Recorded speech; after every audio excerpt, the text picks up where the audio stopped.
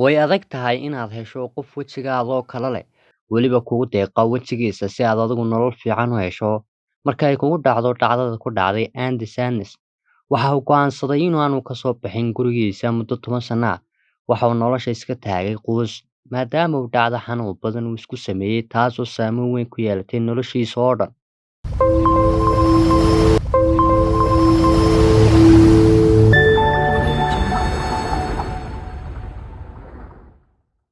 Waxaynu barnaamijkeena ku soo qaadan doonaa dhacdo la yaab leh oo ka dhacday dalka Mareykanka. Andy Sannes waxa uu ku dhashay magaalada Wyoming, waxaana uu dhashay sanadkii 1985. Haddaba Andy Sannes waxa uu waayay wejigiisii kadib markii uu ficil aad u xun isku sameeyey. Taariikhdu markii ay maraysay 2006, isagoo 21 sano jir ah. Intii lagu guda jiray xafladda Kirismaska 2016, waxa uu isku dayay inuu isku dilo gurigiisa oo ku yaala Wyoming. Kaliya taa inuu nafta isdhaafiyo muu rabin, waxa uu jirkiisa ku sameeyey ficilo aad u xunxun, laakiin nasiib xumo kuma guuleysan inuu dunida isdhaafiyo. Markii uu soo miiroobay ayaa uu xaqiiqsaday waxa uu sameeyey. Waxa uu bilaabay qoomamo, waxaanu xilligaas ka galaaftay wejigiisii quruxda badnaa oo haatan sida idiin muuqatay isku beddelay. Waxaa adkaatay in loo helo qof u deeqa wejigiisa, sababtoo ah qofna ma rabo inuu noloshiisa ku ciyaaro oo uu weji la'aan dunida joogo. Sidoo kale, weji beddelashadu ma ahan wax fudud. Waxa ku baxa lacag ku dhow 2 milyan oo doolarka Mareykanka ah. Waxaa la soo daristay inuu dadka ka fogaado oo uu iska ilaaliyo suuqyada ama magaalooyinka waaweyn.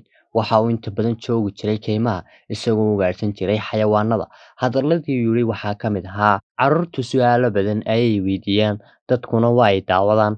Taasoo ku sharaxay inuu ka qaaday kalsooni la'aan iyo inuu ka fogaado oo uu ka dhex baxo dadka. Haddaba maxaa dhacay markay halkaa maraysay noloshiisii? Dhakhaatiirtu waxay bilaabeen 2012 in loo raadiyo qof wejigiisa oo kale leh, waxaana caawinaysay shirkad ka ganacsata xubnaha bini'aadamka. Ugu dambeyntii waxay heleen 2016, kadib markii Callan Rudy oo 21 sano jir ah oo isagu naftiisa dilay, adduunkana uu kaga tegay gabadh uu qabi jiray oo la odhan jiray Lynn Callan.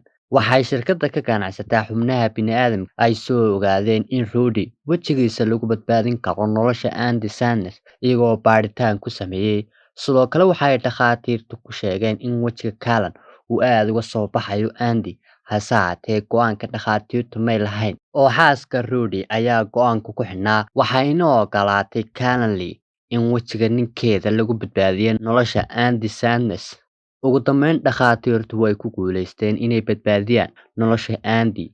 Xaaska Rudy waxay tidhi: "Aad baan ugu faraxsanahay in ninkayga wejigiisa loo xidho qof kale si ay noloshiisu hore ugu sii socoto." Waxayna ku dartay hadalkeeda: "Waxaan soo xasuusan doonaa ninkayga mar walba oo aan is aragno." Sidoo kale, xaaska Rudy waxay bixisay xubno ay ka mid yihiin keliyaha.